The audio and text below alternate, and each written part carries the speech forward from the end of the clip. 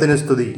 പ്രിയമുള്ളവരെ, നിങ്ങൾ കേൾക്കുന്നത് യുഗാന്തവും ഭാവി ജീവിതത്തിൻ്റെ രഹസ്യവും എന്ന ക്രിസ്തീയ ഗ്രന്ഥത്തിൻ്റെ വായനയാണ്. ഫാദർ ചാൾസ് അർമിനോ എഴുതിയ ഈ പുസ്തകം മലയാളത്തിലേക്ക് വിവർത്തനം ചെയ്തത് മർഗരീറ്റയാണ്. സോഫിയ ബുക്സാണ് ഈ പുസ്തകം പ്രസിദ്ധീകരിച്ചിരിക്കുന്നത്. വിശുദ്ധ കൊച്ചുത്രേസ്യായെ വളരെയധികം സ്വാധീനിച്ച ഈ ഗ്രന്ഥം അന്ത്യകാലഘട്ടത്തെക്കുറിച്ച് സൂചന നൽകുന്നു. പുസ്തകം തുടർന്ന് കേൾക്കാൻ ആഗ്രഹിക്കുന്നവർ ഈ പേജ് സബ്സ്ക്രൈബ് ചെയ്യുക. ദൈവം നിങ്ങളെ എല്ലാവരെയും സമൃദ്ധമായി അനുഗ്രഹിക്കട്ടെ. നമുക്ക് വായനയിലേക്ക് പ്രവേശിക്കാം. കഴിഞ്ഞ ദിവസം വായിച്ച ഭാഗത്തിൻ്റെ തുടർച്ചയാണ് ഇന്ന് വായിക്കുന്നത്.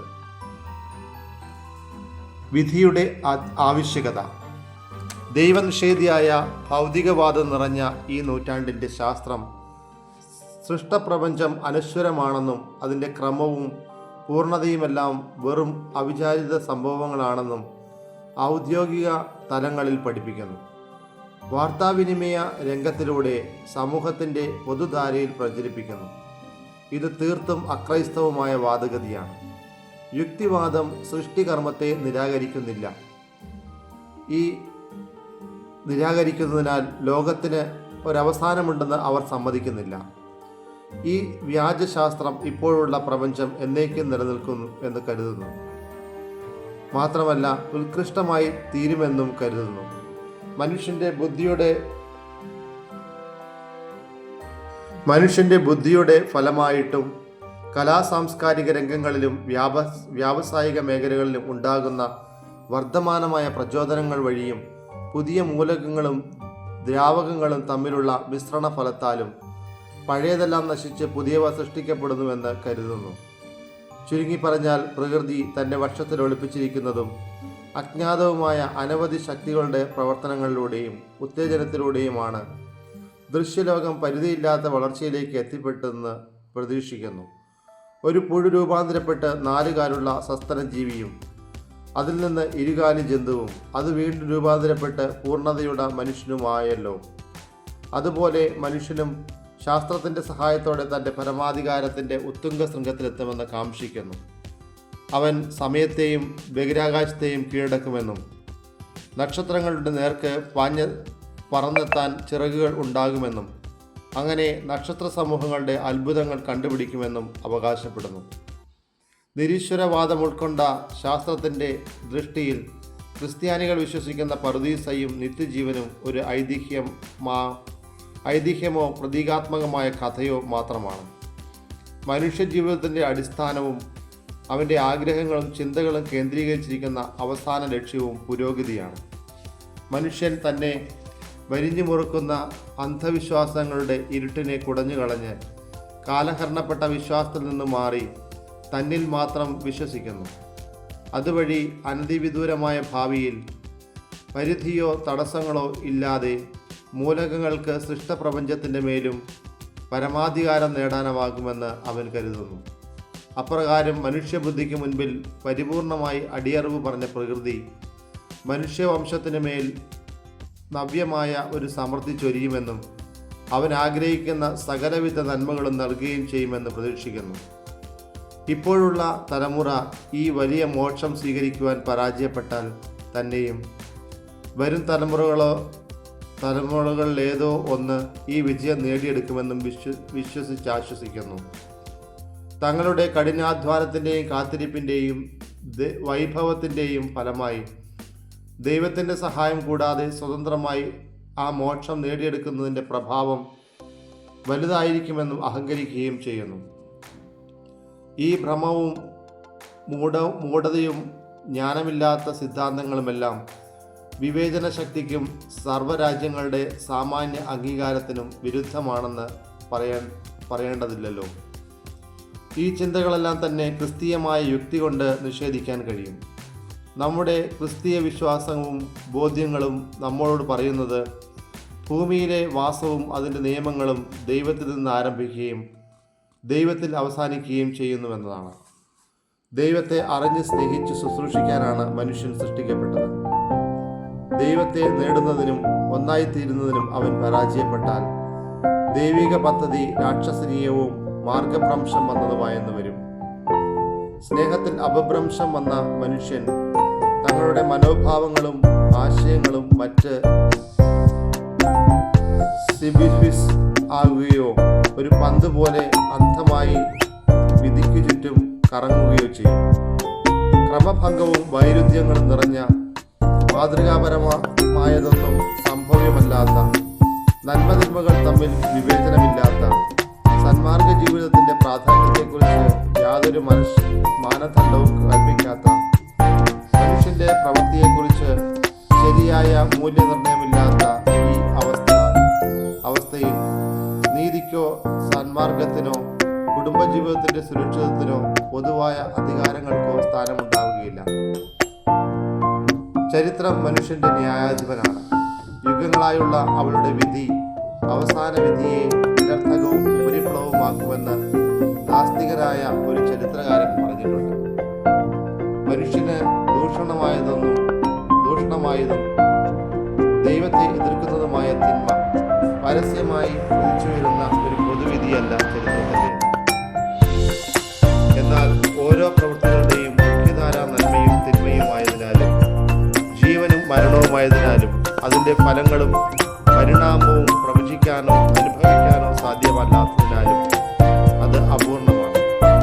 അന്ത്യവിധി എന്നാൽ നൂറ്റാണ്ടുകളായി നമ്മെ നയിച്ച ദൈവിക നന്മകളുടെ വ്യവസ്ഥയും അവിടുത്തെ ജോലി ഒഴിവാക്കുന്നതിനുള്ള അവസാന അളവ് പോലും അവിടുത്തെ മുദ്രയിടലുമായതിനാൽ ആ സാർവലൗകിക വിധിയെക്കുറിച്ച് നമ്മളോട് മുൻകൂട്ടി പറഞ്ഞെങ്കിലും ഒരത്യാവശ്യ നടപടി എന്ന വണ്ണം അതിനെക്കുറിച്ച് അറിയേണ്ടത് നമ്മുടെ ചുമതലയാണ്. ഈ ഭൗമിക നാടകത്തിൻ്റെ അന്തിമ രംഗത്താണ് പ്രപഞ്ചത്തിൻ്റെ വിധി. ദൈവത്തിൻ്റെ നീതിയാൽ നടപ്പാക്കപ്പെട്ട ഭാഗികമായ വിധികളെല്ലാം പൊതുവായ ഒരു തീർപ്പ്. ഈ ഒരു അറിവിലാണ് ചരിത്രം വ്യക്തവും സുഗ്രാഹ്യവുമാകുന്നത്. അപ്പോൾ നാം ചരിത്രത്തെ കാണുക ചിന്താക്കുഴപ്പത്തിൽപ്പെട്ട മനുഷ്യൻ മനസ്സും നയനങ്ങളും സങ്കല്പിക്കുന്നത് പോലെ ആവില്ല. മറിച്ച് വ്യക്തമായി ഒരു തുറന്ന പുസ്തകമായി അത് എല്ലാവരുടെയും മുൻപിൽ അവതരിപ്പിക്കപ്പെടും. ചരിത്രം അവസാനിച്ചിട്ടില്ല, അത് ജോസഫാത്ത് താഴ്വരയിൽ ആരംഭിക്കുന്നേ ഉള്ളൂ എന്ന് വലിയൊരു വാഗ്മി പറഞ്ഞിട്ടുണ്ട്. ക്രിസ്തീയമായ യുക്തിയും എല്ലാ രാജ്യങ്ങളുടെയും പൊതുവായ നിഗമനവും ലോകം അവസാനിക്കുമെന്നും ഒരു പുതിയ ക്രമം സംജാതമാകുമെന്നതുമാണ്. ശാസ്ത്രീയമായ അപഗ്രഥനവും നിരീക്ഷിക്കപ്പെട്ട വസ്തുതകളും ഈ സത്യത്തെ സ്ഥിരീകരിക്കുന്നുണ്ട്. ചലിക്കുന്നതും ജീർണിക്കുന്നതുമായ ദൈർഘ്യമുള്ളതും പരിമിതവുമായ എല്ലാ വസ്തുക്കളും ജീർണതയ്ക്ക് വിധേയമായി അപ്രത്യക്ഷമാകുകയും നശിക്കുകയും ചെയ്യുമെന്ന് പ്രകൃതിയുടെ പൊതുവായ നിയമമാണ്. സൃഷ്ടിക്കപ്പെട്ട എല്ലാറ്റിനും എല്ലാ ശക്തിക്കും ഒരു പ്രത്യേക കാലഘട്ടത്തിലേക്ക് മാത്രമേ അവയുടെ ഊർജം വിന്യസിക്കാൻ കഴിയൂ എന്ന് ശാസ്ത്രം പഠിപ്പിക്കുന്നു. അതും സൃഷ്ടിയുടെ നിയമപ്രകാരം അതിനനുവദിക്കപ്പെട്ട പ്രവർത്തന മണ്ഡലത്തിലെ പരിധി കടക്കാനാവാത്ത വിധം മാത്രം. ഏറ്റവും പൂർണ്ണമായതും ഭദ്രമായതും സൃഷ്ടിക്കപ്പെട്ട സജീവ വസ്തുവിന് പോലും എന്നേക്കും പ്രവർത്തന നിരതനാകാൻ കഴിയുകയില്ല. ജീവനുള്ള മൃഗങ്ങളും സസ്യങ്ങളും മാത്രമല്ല, മൂലകങ്ങളും ആകർഷണ വികർഷണങ്ങൾക്ക് വിധേയമായി നിരന്തരമായ വിഘടനത്തിനും പുതിയ ഗണങ്ങൾ രൂപീകരിക്കപ്പെടുന്ന പ്രക്രിയയ്ക്കും ഇടയാകുന്നുണ്ടല്ലോ. ഏറ്റവും കാഠിന്യമേറിയ പാറയും കരിങ്കല്ലും മാറി മാറി വരുന്ന ഋതുക്കളാൽ തേയ്മാനത്തിന് വിധേയമായി തകർന്നു വീഴുന്നു. ആകാശമണ്ഡലത്തിലും നക്ഷത്രങ്ങൾ പൊലിഞ്ഞ് അപ്രത്യക്ഷമാകുന്നു.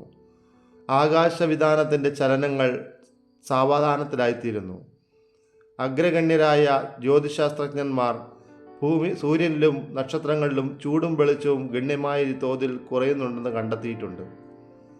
ഇന്ദ്രിയാതീതമായ ഈ വ്യത്യാസങ്ങളുടെ ആകത്തുക നൂറ്റാണ്ടുകൾ പിന്നിടുമ്പോൾ നമ്മുടെ കാലാവസ്ഥയിലും ഋതുക്കളുടെയും മേൽ നാശകരമായ ഫലമുളവാക്കുമെന്നതിൽ സംശയമില്ല. മാനവരാശിയുടെ ആരംഭകാലത്ത് ഭൂമിയിലുണ്ടായിരുന്ന തരത്തിലുള്ള സസ്യജാലങ്ങളും സമൃദ്ധിയുമൊന്നും ഇപ്പോഴില്ല എന്നത് തീർച്ചയാണ്. ഭൂമിക്കൊരു യൗവനം ഉണ്ടായിരുന്നതുപോലെ അതിനൊരു സായങ്കാലവും ഉണ്ട്. അത് പെട്ടെന്ന് അന്ധകാരാവൃതമായി അസ്തമിക്കുകയും ചെയ്യും. ഈ നിരീക്ഷണ സത്യങ്ങളും സാമാന്യ ബോധവും യുക്തി അതിവേഗത്തിൽ മനസ്സിലാക്കുന്നുവെങ്കിലും ക്രിസ്തീയ വിശ്വാസത്തിന് മാത്രമേ അതിൻ്റെ ഉറപ്പും ശ്രേഷ്ഠതയും ആധികാരികമായി വിശദീകരിക്കാൻ സാധിക്കുകയുള്ളൂ. പ്രശസ്തനായ ഒരു ചിന്തകൻ പറഞ്ഞു, ഇതുകൊണ്ടാണ് തത്വശാസ്ത്രപരമായ സിദ്ധാന്തങ്ങളെക്കാൾ ക്രിസ്തീയ സിദ്ധാന്തങ്ങൾ വ്യതിരിക്തമായിരിക്കുന്നത്. ഈ ജീവിതത്തിന് ശേഷം ഒരു പുതിയ അസ്തിത്വം മനുഷ്യനെ കാത്തിരിക്കുന്നുവെന്ന് അത് ഉറപ്പായും പറയുന്നു. മനുഷ്യന് അപ്രാപ്യവും അജ്ഞാതവുമായി തീർന്നിരിക്കുന്ന പ്രകൃതിയെക്കുറിച്ച്, അതിൻ്റെ ഭാവിയെക്കുറിച്ച് പരിപൂർണമായ അറിവും വ്യക്തമായ പഠനവും ഉണ്ടാവുകയും കാണാവുന്നതും കാണപ്പെടാത്തതുമായ നശ്വരവും അനശ്വരവുമായ വസ്തുവും ആത്മാവുമായുള്ള പൊരുത്തം തെളിയിക്കുന്നതാണ് ആ അസ്തിത്വത്തിൻ്റെ പൂർത്തീകരണത്തിന് ആവശ്യമായത്. ആ ഭാവിയിൽ മനുഷ്യൻ്റെ അസ്തിത്വത്തിനുണ്ടാകുന്ന അത്തരത്തിലൊരു അദ്യത്തിൽ മാത്രമേ മനുഷ്യ മനസ്സാക്ഷി സ്വസ്ഥത അനുഭവിക്കൂ. അസാധാരണ പരീക്ഷണങ്ങൾക്ക് ശേഷം ഒരു പുതിയ ആകാശവും പുതിയ ഭൂമിയും വാഗ്ദാനം ചെയ്യുന്ന ക്രിസ്തുവിനോടാണ് ഈ പ്രതീക്ഷയും പ്രത്യാശയും നാം കടപ്പെട്ടിരിക്കുന്നത്. പ്രിയമുള്ളവരെ, ഇന്നത്തെ വായന നമ്മൾ അവസാനിപ്പിക്കുമ്പോൾ ലോകത്തിന് ഒരു ആദ്യമുള്ളതുപോലെ തന്നെ ഒരു അവസാനവും ഉണ്ടെന്ന് ഗ്രന്ഥകാരൻ ഇതിൻ്റെ അകത്ത് വിവരിക്കുന്നു. പക്ഷേ ഭൗതിക ലോകം ഇന്നും കരുതുന്നത് ഈ ലോകം എന്നേക്കും നിലനിൽക്കുമെന്നും അത് കൂടുതൽ മനുഷ്യന് താമസിക്കാൻ പറ്റിയ രീതിയിൽ ഫലപ്രദവും ദൃശ്യവും അനശ്വരവുമായി തീരുമെന്ന് മനുഷ്യൻ കരുതുന്നു. പക്ഷേ ഈ ചിന്താഗതിക്ക് മുൻപിലാണ് ക്രിസ്തീയത അവതരിപ്പിക്കുന്ന മറ്റൊരു ചിന്ത വന്നു നിൽക്കുന്നത്. പ്രപഞ്ചത്തിന് ഒരു ആരംഭമുണ്ടായിരുന്നത് പോലെ അതിനൊരു അവസാനമുണ്ടാകും. അതുകൊണ്ടുകൂടിയാണ് ഈ ഗ്രന്ഥത്തിൻ്റെ പ്രാധാന്യം വളരെ പ്രത്യക്ഷമായി തീരുന്നത്. യുഗാന്ത്യം എന്ന് പറയുന്ന ഒന്ന് ഉണ്ട് എന്നുറപ്പാണ്. പക്ഷേ അതെന്ന് എന്ന കാര്യത്തെ ഓർത്ത് നാം വേവലാതിപ്പെടേണ്ട ആവശ്യമില്ല. പിതാവ് തൻ്റെ ഇഷ്ടത്തിനും ഹിതത്തിനും അനുസരിച്ച് നിശ്ചയിച്ചിരിക്കുന്ന ആ കാര്യങ്ങളെക്കുറിച്ച് പുത്രന് പോലുമോ സ്വർഗത്തിലെ ദൂതന്മാർക്ക് പോലുമോ അറിയില്ലാത്തതാണ്. എന്നാൽ അത് നിശ്ചയമായും ഉണ്ട് എന്ന ഒരു കരുതലോടുകൂടി നമുക്ക് ജീവിതം നയിക്കാം. നന്മയിൽ അടിസ്ഥാനമിട്ട് ദൈവസ്നേഹത്തിലും പരസ്നേഹത്തിലും ഊന്നി നിൽക്കുന്ന ഒരു പുതിയ ജീവിതം നമുക്ക് നയിക്കാം. ദൈവം നമ്മെ എല്ലാവരെയും അതിനായി സമൃദ്ധമായി അനുഗ്രഹിക്കട്ടെ. ഈ വായനയെ പിന്തുടരുവാൻ നിങ്ങളെ ഞാൻ ക്ഷണിക്കുന്നു. നിങ്ങൾക്ക് വേണ്ടി ഞാനും പ്രാർത്ഥിക്കുന്നു. ദൈവനാമത്തിന് മാത്രം മഹത്വം ഉണ്ടായിരിക്കട്ടെ. യേശുവേ സ്തോത്രം, യേശുവേ ആരാധന, യേശുവേ നന്ദി. ദൈവമേ സ്തോത്രം, ദൈവമേ ആരാധന, ദൈവമേ നന്ദി. പരിശുദ്ധാത്മാവേ സ്തോത്രം, പരിശുദ്ധാത്മാവേ ആരാധന, പരിശുദ്ധാത്മാവേ നന്ദി. Hallelujah, hallelujah, hallelujah, hallelujah, hallelujah, hallelujah.